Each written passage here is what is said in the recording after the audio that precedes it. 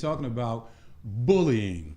And with me in the studio is also Otis Walker, as well as Mr. Arthur Finley.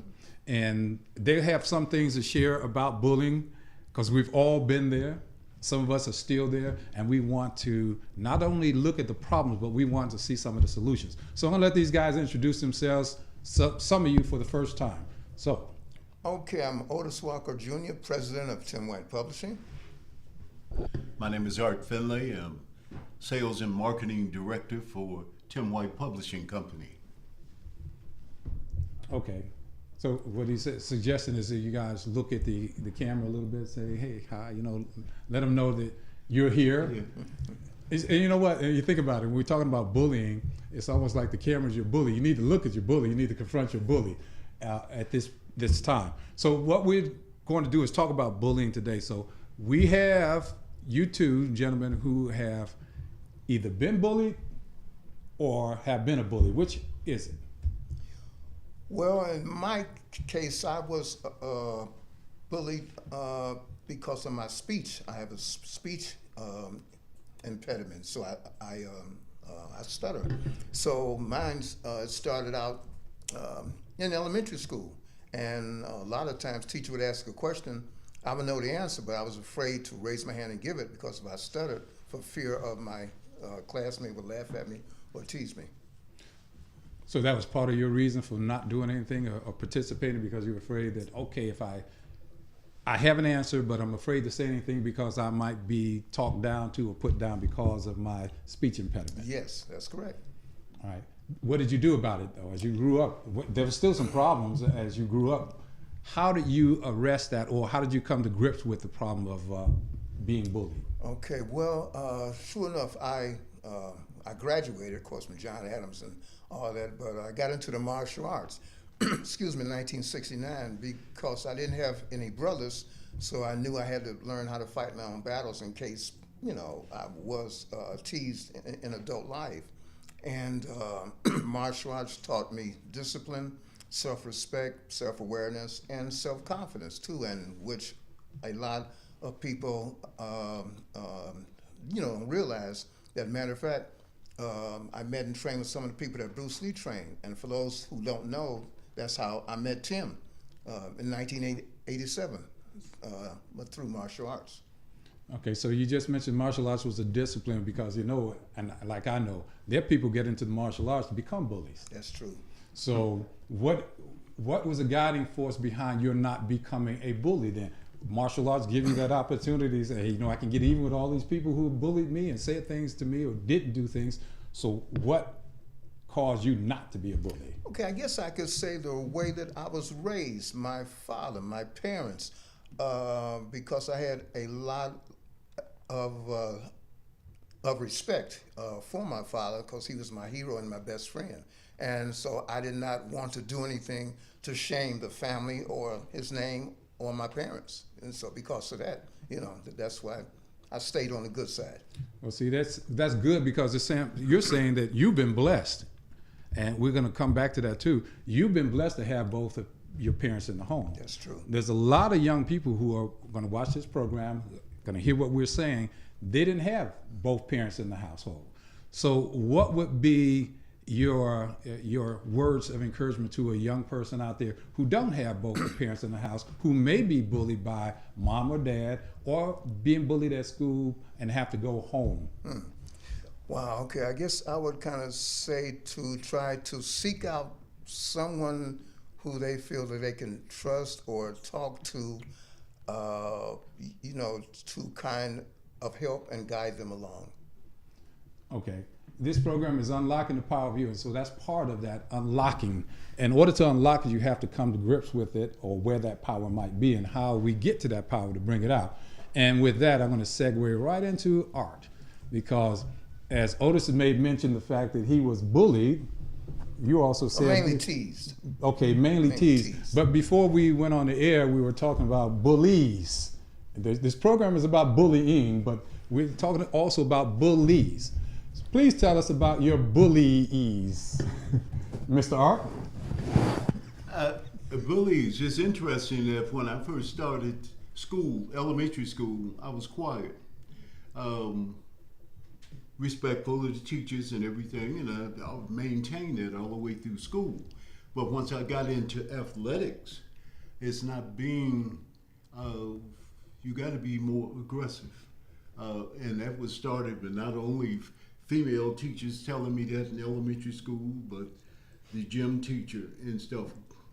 And as I kept going in sports like this here, that was the thing, get up on him, be aggressive, and then so it changes your personality because you're with a bunch of other individuals who are trying to be aggressive and are being aggressive. If you wasn't aggressive, then you would find yourself sitting on the bench. Now let me ask you this then, since you was talking about that. Where did that stem from? Because being aggressive in school is one thing, being aggressive at home is another. So did it start at home or did it begin at school? At my home life was not aggressive. Two loving parents and stuff, teaching you the right things to do, but that would change. You're going to spend 8 hours in school, and you're going to be in gym if you want to get involved in athletics, and I was pushed that way, and I wanted to go that way. I shouldn't say so much push, I wanted to go that way. But you got to get more aggressive and more outspoken. So that's a hard thing to leave, to be 2 or 3 hours being taught that, and then just automatically leave when you're on your way home. Turn it off. So you're saying you didn't always turn it off when you went home? You would settle down because you're going home to your parents. Now Otis made mention he had 2 parents at home. Were both your parents at home? Oh as yes. Well? Oh yes. So I think a lot has to do with there was that balance too, because mom and dad. Mom might be the hugger, dad'd be the mugger. Because you get out of pocket, dad's going to put you in your place. So we had that balance then, is what you're saying at your house. Absolutely, it was a balance and stuff. And he would check you. One of not a lot of words, but when his words were spoken, then you knew that was the truth, and you abided by that. Okay, so looking at that, you leave the house, you're away from the house, because what our parents don't know, they don't know, right? You can be anything you want away from the house. So why did you lean towards bullying then? I know you talk about aggression and so forth, even with the school, but why did you lean towards bullying? Because once you left the house, you were going with your teammates to school. And it was bully conversation, and we just be laughing and having a good time and stuff. And not knowing that you might be hurting somebody's feelings. For instance, you came up on Otis, man, why are you so quiet? It's not that I would pick with him. If he was quiet, he was quiet. What's up, man? And if he didn't speak, it's wondering why he's not talking. I didn't know that he had a speech impediment. So you have to be careful and know a person once you get to know him. And so I have respect for it and would back off. But then again, most of that time after school, when you're going to play athletics, it's aggressive time again. So what you're saying is that in order to get involved with athletics, you have to be super aggressive? To be involved with athletics, they want you to be aggressive. Now I'm asking that because I know a lot of young people may watch this program and hear this and wonder, hey, should I be aggressive? Because that gets me what I want if I'm aggressive. Then we have to look at that and see if that aggression is leading towards bullying, because that's the ultimate goal. If you're going to be aggressive, why are you becoming aggressive? And why are you aggressive? Is it something that has been instilled in us, or is it something that we grow into and we feel like I become a bully because I want to show people that I'm in charge? It was never in my thought that I was in charge. But I was blessed in the fact that individuals say that, if you do these things, this can help you in the end to be rewarded and perhaps go to college. No one never taught college to me and stuff. It's just my family's high school education, both of my mother and father. But you have that opportunity. Stay focused with me. Stay focused and be aggressive, and you can get to that dream. So you keep coming back to that. But you stay focused, but be aggressive. Go out there and still do what you do. So, so what does that mean? They were, and to hear the word aggressive, most of my coaches back then were Caucasian gentlemen. And so to hear them say that, and then once I kept going, when you have African American coaches too, that was the word. Now you kind of almost opened up a can of worms when you said you have the white coaches who simply say you got to go out here and do this. Then the black coaches start to imitate that. So that's what they've been taught. Okay, so if they've been taught that, does that mean that we should really revisit what we've been taught? Because a lot that we have been taught wrong. Absolutely. Yeah. I'm saying up to a certain point with me and stuff, that aggressiveness is left in athletic fields. And that's where it should be left. When you come back in, you're a regular student, so you have to come down. Now you with that, you're saying that these young people who really don't have a clue about a lot of things going on, you're saying that they should be able to flip the switch then, turn it on and off. But how are they going to learn how to turn it on and off if the only thing they're being taught is to go out there and be aggressive, do this, do this, do this, do this? So where do they get that information that they need in order to not be totally aggressive 24/7? Well, you go back to the same source.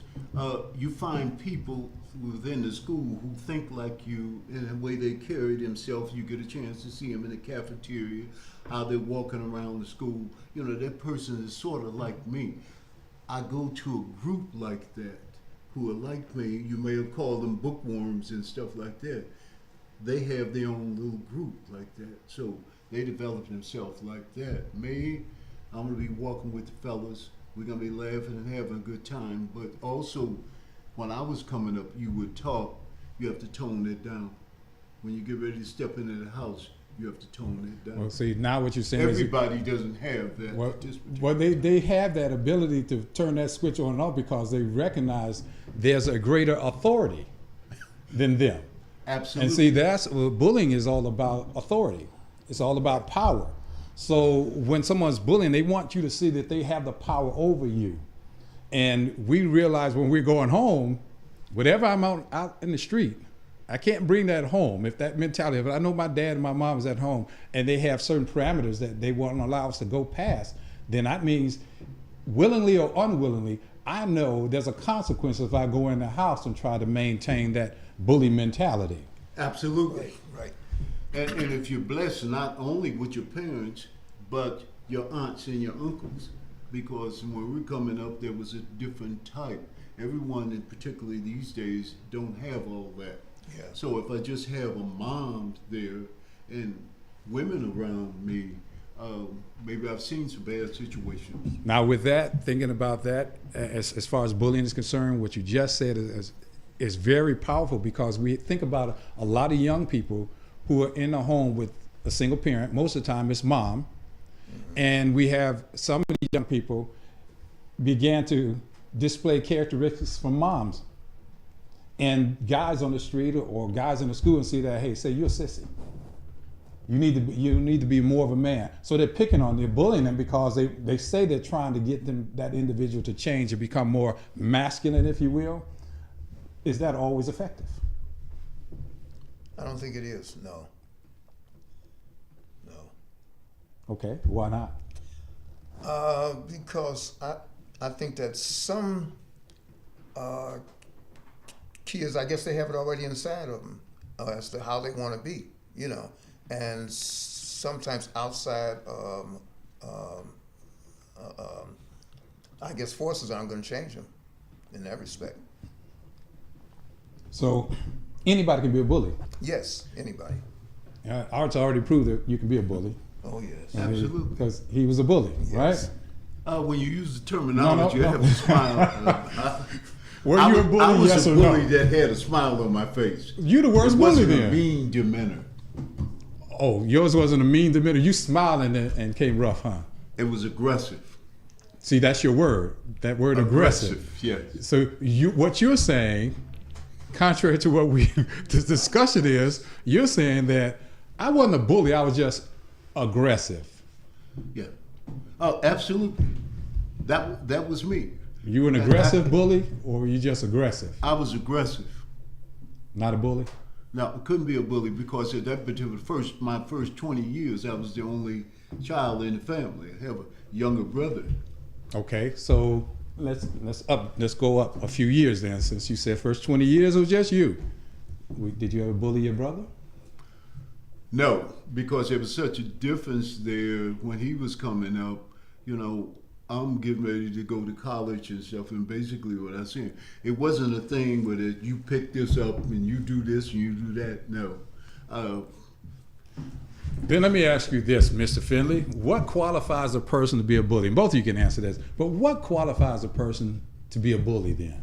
That's good. I'm glad you brought that up. I'm going to show you who are potential bullies. It's amazing. So what are you reading from there? I'm reading from Victim of Bullies. Okay. And we have the author right here, Tim White Sr., Victim of Bullies. And I want to give the audience an opportunity to know who are potential bullies. And you may just surprise you. It says, this is a short list of people who are potential bullies. Mom, dad, siblings, teachers, students, coaches, adults, police, judges, attorneys, bosses, and one of the biggest ones is social media, internet outlet, and bully people. So, wow, that covers a lot of people. That covers when you started off with two people I love. So when you talk about, I came from a single parent home, and you guys came from a dual parent home. What makes a parent a bully then? Because most adults, even now, would consider what they do with their children discipline and not bullying. So it should be looked at differently. One is discipline, the other is bullying. So how do we distinguish between a parent who is a bully, and we talk about that in the book, and a parent who is just disciplining their child? What makes the difference? That you think that makes a difference? I think one of them, if a parent is bullying, that may be physical confrontation. If a parent's a discipline, I'll take something from you, or you know you're supposed to do this. You have a job in the house. Your job is to take out the trash, do this, this, and this. Art, I told you to take the trash out. You didn't take the trash out, so don't worry about going to the playground today. Oh no, you're taking that from me. And that really hurt me. I can't get with the fellas and, no, you can't. Sit here, go in your room and do homework. Versus a physical confrontation. Now, go on. I was just thinking that's what he was saying too. Yeah, you know. So yeah. Well, what about the parent who is physical? That's discipline too. It can be discipline. So where is the line drawn? Because as I said, I know we're going to have some young people listening. There's some people who are going through this. And we know from our experiences going to the schools and talking to young people, there are many young people who are hurting in the schools. They're being victimized at home by their parents. So how do we rectify that then? How do we know the difference when a parent is either bullying the child or disciplining the child? As you said, you might have to put your hands on. I know the laws now are set up and so they say you don't put your hands on your child, you give them a timeout. Some kids don't work well with timeouts. Yeah. We know that, and I know we're gonna probably get some feedback from that, just that statement alone, that you can't give everybody a timeout. Sometimes discipline is necessary. So when it's necessary, how do we know where the start point is and the stop point in discipline? And when it moves from being disciplined to being bullied? That's a very good point. What I was, go ahead, Bruce. I was just saying that's a good question. I'm still thinking on it. Okay. Is that you go to your room for 2 hours and you think about it. And then, okay, that sets you in your room and I want to be out with the rest of the family and everything. So is that bullying me? I think that is putting something in me that I have to follow directions when I'm given direction. Because now I can't go outside, or you take something that I really want to do. Once I get home and do my homework, I want to go out to the playground and be with my guys. And you can't do that. And that's something that just made me think pertaining to my life. Okay, I got a whoopings by my father, And those whoopings kind of like helped to keep me in line to where I would knew certain things I would not do. And I think it helped me in my case, but I know that's not in every case. Okay. I didn't get beat. I got a whoopings. You know? Okay. Now, a lot of young people today don't know what a whooping is. Yeah. You know, you talk about whipping. What is that? We grew up getting that. I know switches. Mm-hmm. You know, you had all of that discipline. So what your dad did was discipline. It wasn't bullying. And the question I was asking you guys, where's the line drawn from that discipline to bullying? Because there are parents who step over the line and they're no longer disciplining their children, they're bullying their children. And one of the things that I look at as far as the bullying is concerned is it becomes physically abusive. It's not just a discipline anymore. It's throwing them, punching them, hitting them, kicking them. That becomes bullying. Yes. And as you mentioned with your dad disciplined, he whipped you. My mom whipped us before too. But it wasn't that she took joy in it. A bully takes joy in bullying people. Yeah. So if we want to make a distinction, that's one of the distinctions you were going to say though. Also in the psychological scars that he carries too on that child as well too. And discipline is not wrapped around your fearing them, it's respecting. Mm-hmm. Bullying is about fearing. Right. A bully wants you to fear them. Right. And you have no other option. What they say goes. Discipline doesn't do that. Discipline has the reason behind discipline is to bring the better out of you, not to put bitterness in you. Bullying puts bitterness in a person, individual. And again, we talk about that at length in the book as well. But that's what I wanted to talk about with you guys when it concerns bullying. Where do we draw that line? What should a child look for, even in their own homes? Those who may tune into this program wonder, well, I'm wondering if my mom was a bully. I wonder if my dad is a bully.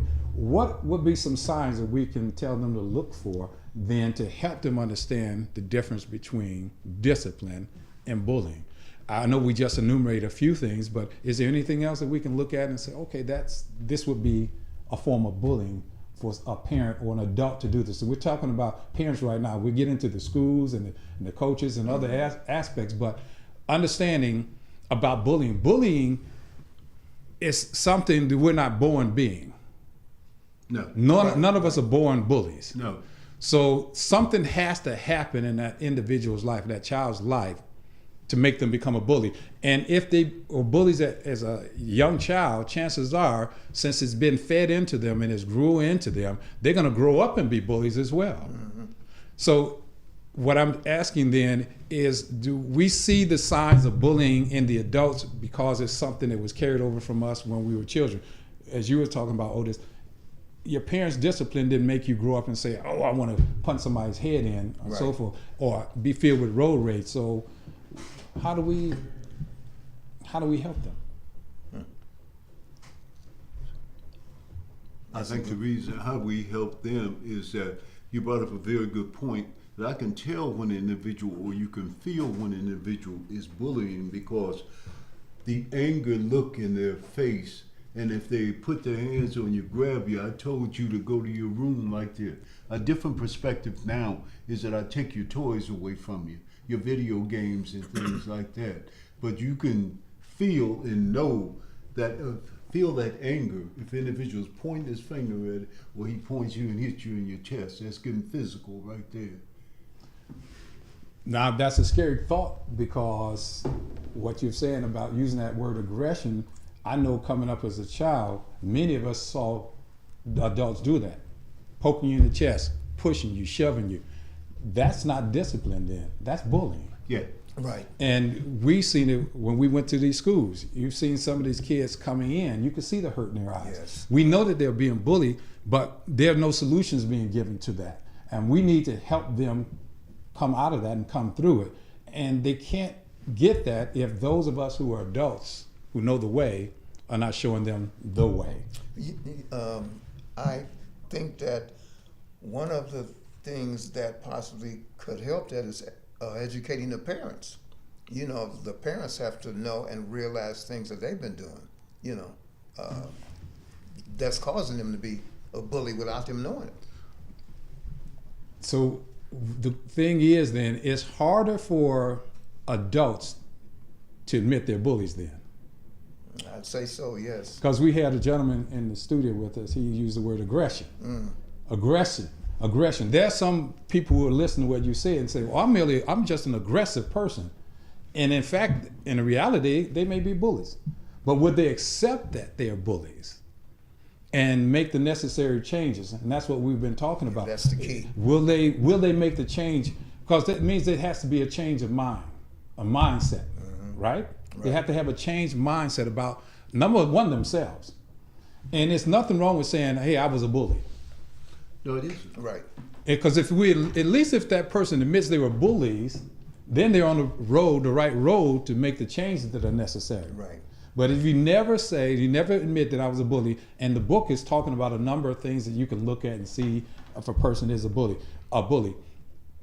Are we willing to make the genuine changes that are necessary? And are we doing it, better yet, who are we doing it for? Who? Yeah, who are we going to do this for? The change that we make, who is the change made for? Of that individual first. It has to start with that individual before they can seek changes in their children.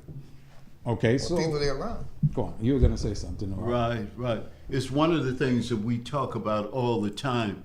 You have to find the information, and then you must apply the information, application, and then that's when you can start seeing transformation, a change. But you have to have a source, and your source is, say, for instance, school, if it's not your parents, is to talk to a principal or another teacher, or if you're in a situation, a counselor. And so, now, I like what you said. Now that segues into the other thing. What if that parent, what if that teacher, what if that guidance counselor is a bully? Because the child comes to you, Mr. Finley, they look at you and they need help. They want help. They see an adult, and we always tell our young people to go to the adults, talk to them, share with them, let them know. But what if that child is coming to an adult who that child knows is a bully? When that child comes to that adult, is not getting the resource information, that information, as you were saying, to help them. Because that adult is simply saying, look, boy, I don't have time. Girl, I don't have time for you right now. I have other things more important. So we throw them off and put them off. And that's a bully mentality when I say, hey, look, I don't have time for you. So how do we offset that demeanor from an adult when a child is looking for them to be an example, looking to them for help? I know I wrote about it in the book, but this is for us in this studio to consider. How do we get past that? I guess as far as when it comes to educators and schools, I think that the teachers also would have to have a class on what to look for on bullying and what to look for when children and from a bullying environment. But look, I got my master's, I got my PhD, I got my certification, my qualifications, and you're telling me I need to go to a class? Yes. Because, matter of fact, that's one of the reasons why we have a workbook, that speaks on that very subject, a PowerPoint of a victim of bullies, for teachers and administrators, because a lot of them are not aware that they're a bully. Okay, so you have anything you want to add to that, Art? well, when you talk about sources and you said that one individual may not be receptive, if you're in a situation where you have other teachers and a counselor person, go to them. Don't just stop at one person where they may be an aggressive individual. Try other individuals. There are other sources that you can find. I know when in elementary school, I was getting in physical confrontations with individuals. Not that I brought it on, it's just because individuals who are approaching look different than me. And so I'm going to respond. But one thing that helped me is the principal saw something in me, and he said, you don't have enough work to do. I'm going to give you an assignment every day before lunch to bring one item from the third floor to the basement. That's your assignment and stuff. So it's giving me more responsibility, made me more aware of myself, and I felt my calmness was coming down with that. But other sources, you have to have, don't stop at one individual that says no to you or don't want to have time. You have other teachers that are there with you. And also, too, if you're going to church, clergy, someone within the church.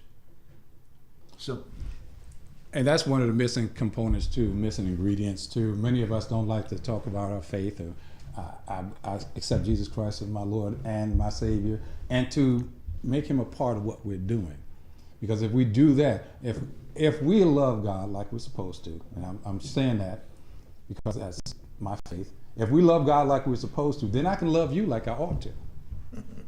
See, that's imperative too. It's important for us to know that I can love you if I love God and learn how to love myself. People who don't love themselves or even like themselves, they won't like you. They will find a reason to dislike you. And one of the things, and I'm sure some of our viewers and listeners, I know that they've heard this. Well, who do you think you are? Who do you think you're better than? That's a bully mentality. Who do you think you are and who do you think you're better than? You may not have said anything, but they'll look at you and say, oh, you think you're better than me. Mm-hmm. Why? When you've done nothing. It's because most of us, and not most of us, in fact, all of us are carrying bad baggage. We're carrying a lot of stuff that we don't need to carry. But the thing is, going back to what you said about the information application transformation, we have to first recognize the baggage. We have to recognize that we're carrying things that need to be addressed. Teachers, students, parents. It's a look at ourselves. And with the workbook, we create the workbook because this was a book to simply say to the educator, before you try to educate them, before you try to get that young person to change their life, has yours changed? Mm-hmm. What is your motivation? Bullying happens all the time. As we said moments ago, none of us were born bullies. We become bullies. And most of us a lot of young people become bullies because they see something that was done that was effective in somebody else's life. And they say, you know what, I can do that. Right. I'll be like that. I will be a rebel, if you will. No pun intended, because we all come out of John Adams. We're all rebels as far as the school is concerned. But that's the thing that we have to look at. Why are you rebelling? What are you rebelling against? Even as an adult, remember, adults have luggage. They're bringing something into this relationship. If it's a school relationship or an environment, they're bringing something in. And just look at it this way. What if the husband and wife had a hard time at home and you're a teacher and you come to school? You had a hard time. You cussed out your husband, you cussed out your wife. Now you have to come in and spend 8 hours or 6, 8 hours with these young people. Is that going to be easy for you? To go back to something you said earlier, flip the switch on and off? Can you flip the switch off and say, I'm not going to be a bully. I'm not going to have this bully mentality with these young people. Or will you just simply say, hey, I've heard this before in school too. I got mine. You get yours. Yeah. Yeah. But when you're in a position of authority, you have to be able to turn that switch off and on. When you go to work, in whatever situation you're in, that happened at home. Now, when you're in a position of responsibility dealing with other people, that was at home. Now I'm in front of these kids right here, so I have to turn it on. I have to be Miss Teacher. No matter what happened at home right there, it's a turn on. And that's what we have to learn to do as far as life. That's there. Once I get into that car and come into where I'm going, there has to be a change. Well, now let me play this. There has to be a change. Let me be the devil's advocate for a moment then. That's for the adults. What about that child who has to do the same thing? They're going through the same thing. They don't know how to shut it on and off because they've never been taught how to do that. And seen no examples. Exactly. So since they have no other example other than just going out there and being aggressive and being hard and being mean, that's what they know. We can't tell that young lady or young man, stop, don't do that, don't be that way. That's the only thing they've known. So how do we offset that? We can say they need to stop it, but how do we get them to stop it? What I would look at is this. when you're in school, for instance, right there, find that one teacher that you have this feeling with, that I can talk to this individual. If you see 5 or 6 of them a day, I'm hoping that you will find one that you like, and you'll be able to talk to that individual and get the kind of information that you need that's going to be able to help you, a direction. Well, we also talked about it in the book, and it's good that you mentioned that, because there are young people who are hurting, desperately hurting, don't know how to come out of that hurt. What do they ultimately do? They ultimately end up hurting themselves. Yes. Or killing themselves. Suicide, yeah. And we say, hey, that's a bad thing. That young person, they didn't have to kill themselves. They could have found somebody. But we don't know how bad they are feeling. Absolutely. We don't know what emotional level they're on. So it should be a sense of urgency to get with these young people and help them in some way. That's what's lacking. Oftentimes, we're so busy. Again, that's a problem with bullying. Bullying continues because people tend to ignore it. It's not that bad. It's bad. Right. It's worse than we want to admit to it. That's why so many of these young people are now turning to drugs and turning to suicide. Mm-hmm. In the book, I have a chapter in there just dealing with the suicides. All these young people, 11, 10, 9, 14 years old, killing themselves. Right. Why are they killing themselves when we say there's resource material out here? There's opportunities, but they don't know how to find it. See, what we tend to do as adults is we make our children miniature adults. Mm-hmm. Because we know it, we assume that they should know it. And they don't. So it's up to us as adults to teach them. But you can't teach them if you first don't recognize it. You can't recognize it if you're not looking for it. And so many of us are not looking for it, and we only find what we look for. So if we don't look to see why my child is in this young man or young lady is in this classroom and sitting in the corner, maybe they're being beat, abused at home, right, bullied at home, and they're afraid. And hungry too. Yes. You know, a lot of them haven't had breakfast. From the night, or dinner the night before. So what do? We know there's a problem. And here's the other thing that you mentioned, you kind of hit it on a little bit in the schools. Black children do things differently than white children. Right. Mm-hmm. And when we have white educators teaching black children, and we need to be very matter-of-factly about that. Many white educators don't know what to do with a black child. That's right. In the classroom. They don't know what the child may have gone through before they got to the school. And the only thing they see is because they're coming from the suburbs, they come from a nice home and a nice background, they come in and see Billy sitting over there sleeping. They want to rouse Billy and say, hey, but wake up, pay attention to my class. They begin to have a bully mentality with this child, not understanding that maybe this child has gone through a situation, maybe in a situation that they have not taken the time to look at and examine. And sensitivity. Yeah. And we have to understand that. I had an individual tell me she was working at a school within the inner city, and the Caucasian teachers, white teachers from the suburb, would come in and said, Tim can't learn. He can't be focused and stuff. How many in this room in the inner city have a computer at home? Raise your hand. No hands come up and stuff. So you don't have that. So, but you haven't asked the question, how many in this room have an iPod?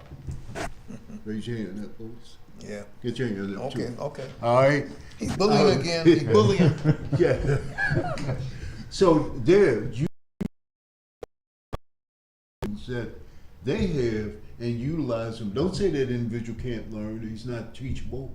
You just have to take the source, what they have, and be able to use that. Right. Make it, yeah. Even that's the same insensitivity and stuff.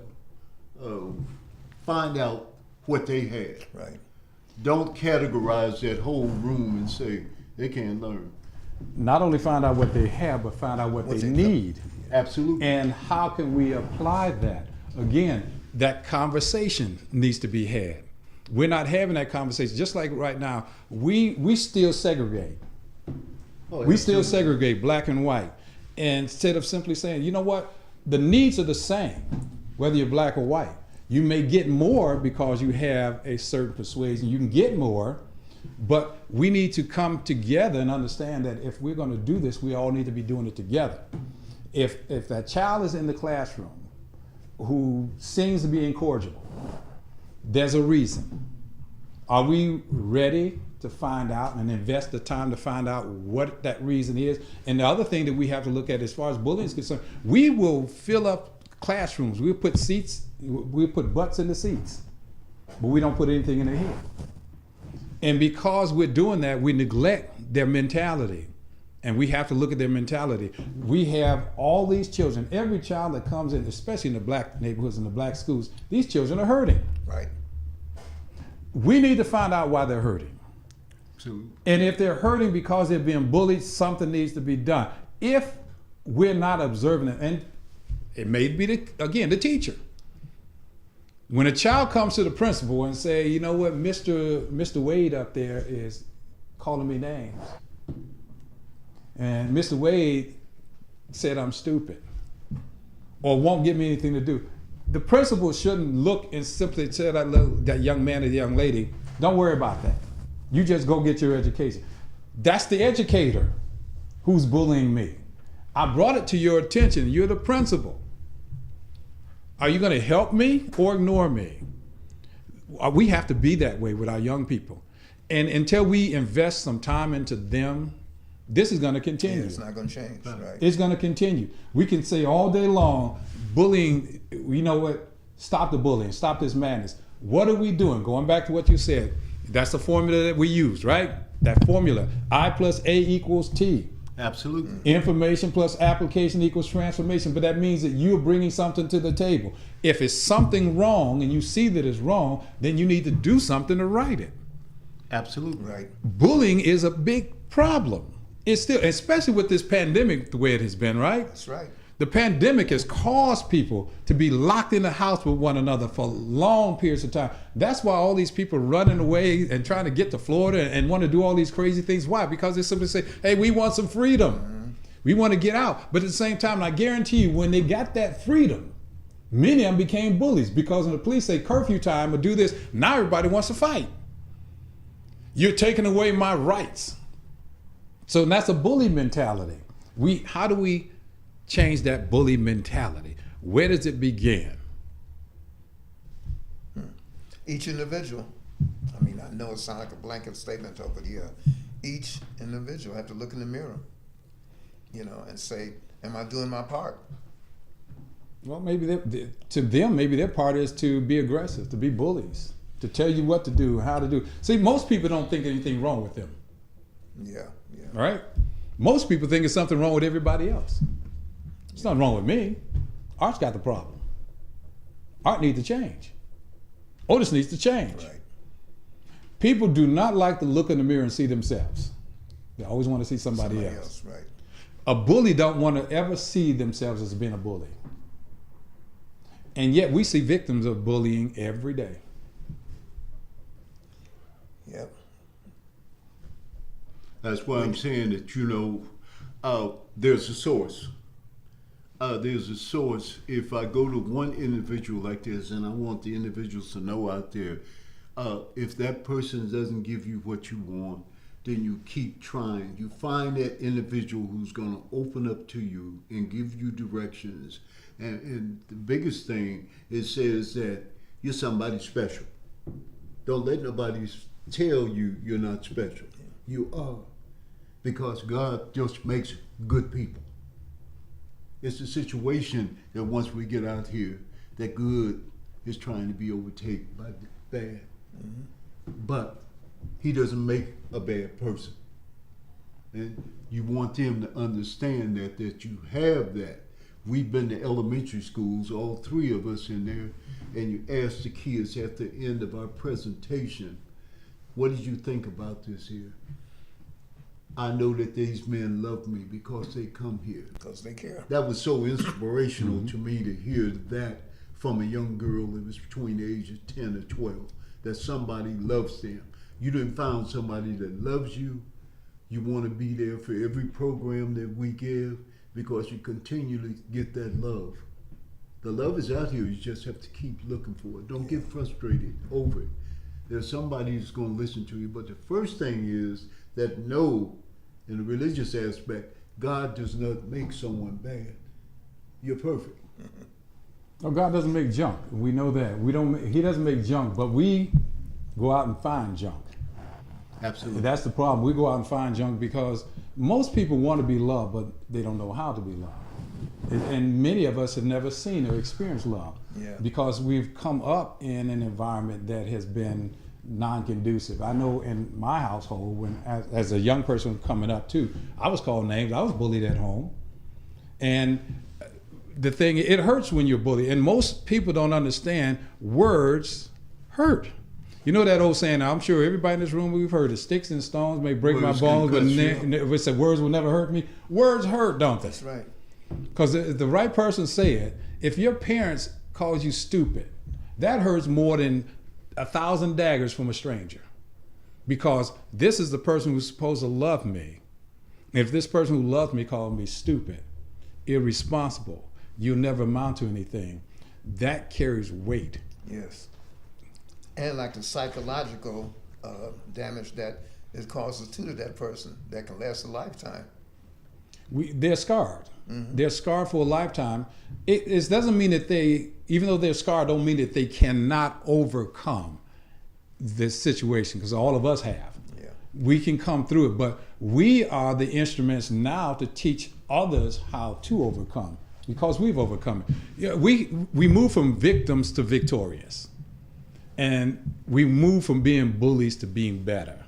If you've been bullied, you can do better. If you're a victim, you can be victorious. We have to not only teach it, but we have to be an example of it. Sure. Yes, these young people are tired, and they know real from phony. They do, because they watch.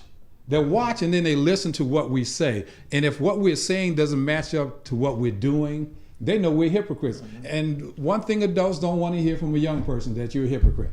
Right. And the individual that brought us into that school told us, if you guys are not for real, they're gonna know That's it. right. You're gonna lose their attention.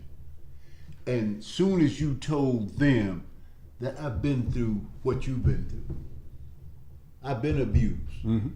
I've been this, that, and the other, And homeless.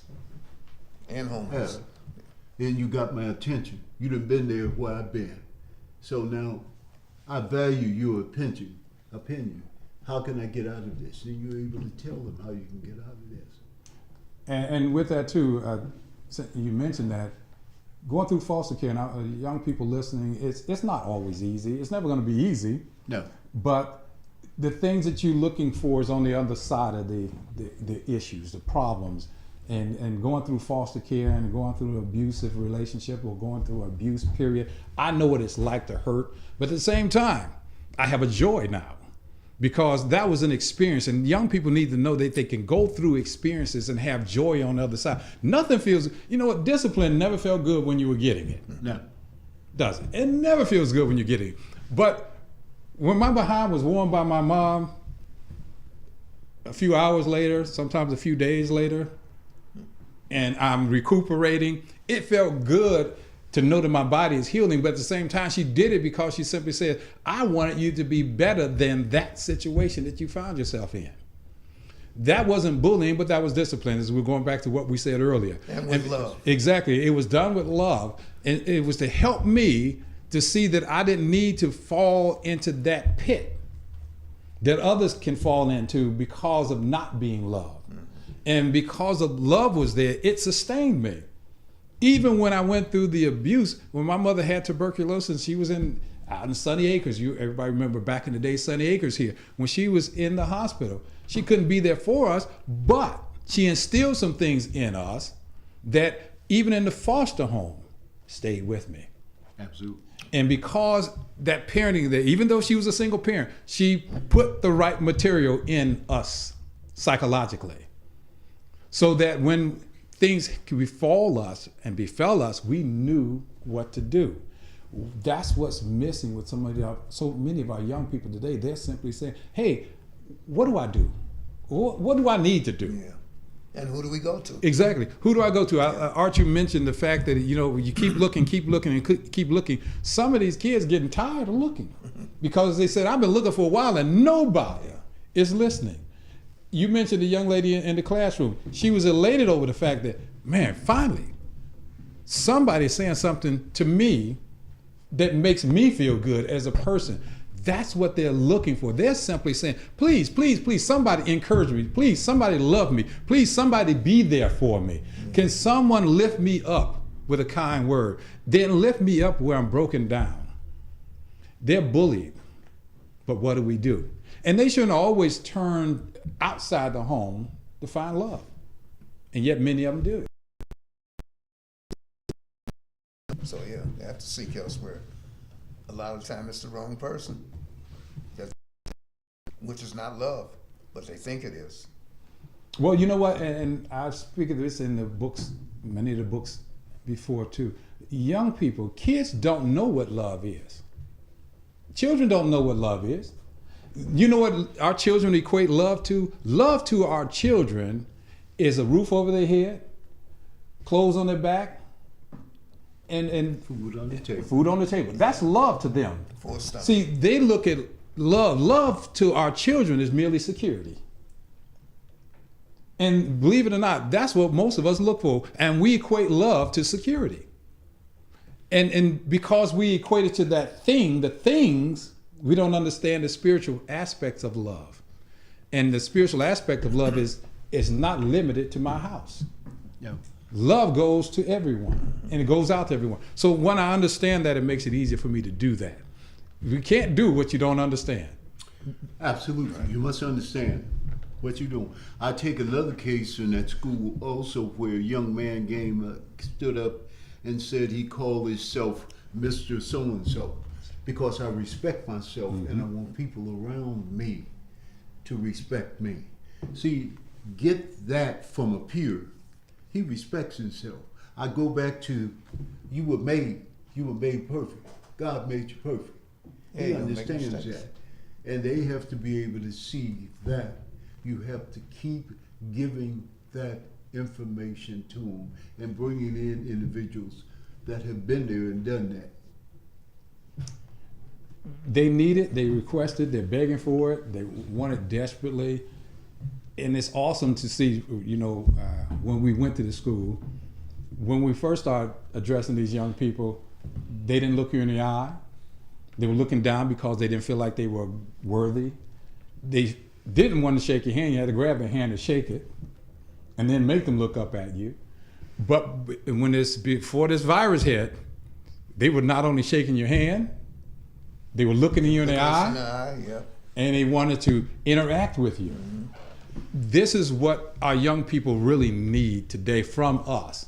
It's easy to be a bully. And one other thing about that, and we were going into the pandemic hit, is that each one of those male students had on ties. Absolutely. This is what I think of myself. I'm emulating those men who are sitting up there in front and talking. And that's what you want. We want to try to give them a positive image and then also the right type of information. And self-esteem. That's what we were teaching them. That was a blessing to see. That's true. And we were working on getting something for the young ladies, but the virus shut the situation down. Well, we know we're going to be able to get back in there and do some things. Oh, absolutely. That was a great introduction for us. And I think you guys are like me because I miss going there. We're there every Monday, and these young people were looking for us because they finally realized there were people who cared.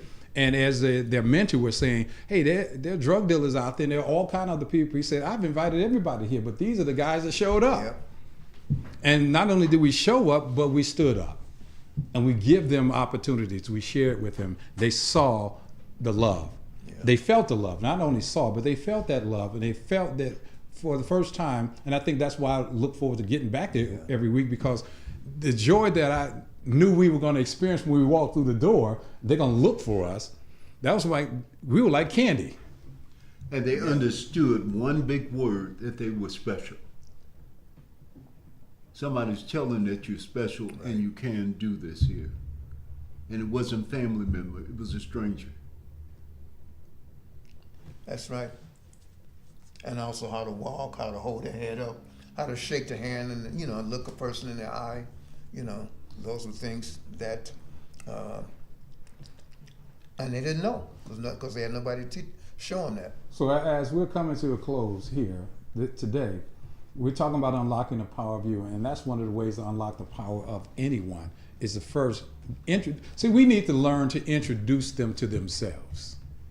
That's what they need. They need the introduction to themselves. And how do we introduce them to themselves? By doing just what we have been doing. And that means going to them, sitting with them, talking with them, encouraging them to be better. And we need to do that. We can do it if we put our minds to do it. Now, we need to put a challenge out there too. To all those who are watching, all those who are listening, to do the same thing. Join us if you want to join us, because we want you to understand you have the power, what that power is for. As you mentioned, R2, it's great that we can look and understand that, hey, you're precious, you're a diamond, you're a jewel, you're special. That's what's lacking. That's what's missing. There's not enough of us telling our young people. And I'm focusing on the young people right now because as time goes, we'll talk about it again for the adults. But as adults, we need to be the best examples that we can be for our children, for our young people. Not only those in our household, but those who see us every day. What do they see when they see us? Do they want to imitate us? Do they see a reason to be the best that they can be? Or they simply say, you know what, that's more the same old junk that we've been getting there all the time. So we got about 2 minutes left, so either one of you have something you want to share with everyone real quick before we... Well, I hope that everybody enjoyed the program, and if you heard and like what you saw, please like and share. And Art, I'll leave it up to the sales and marketing man. Well, I'm just saying that so much of this information that we talked about is in this book, Victim of Bullies. This book is available at Amazon, Amazon.com. Go in, take a look at it, you'll get some information and get the book into your hands and tell other individuals about what you have read and what you got out of this particular book. Thank you. You can only get out something if you put something into it, right? Yep. Absolutely. And we don't have to be bullies. Nope. That's right. So we know now our program is bye-bye. See you next week. Okay. Peace and blessings.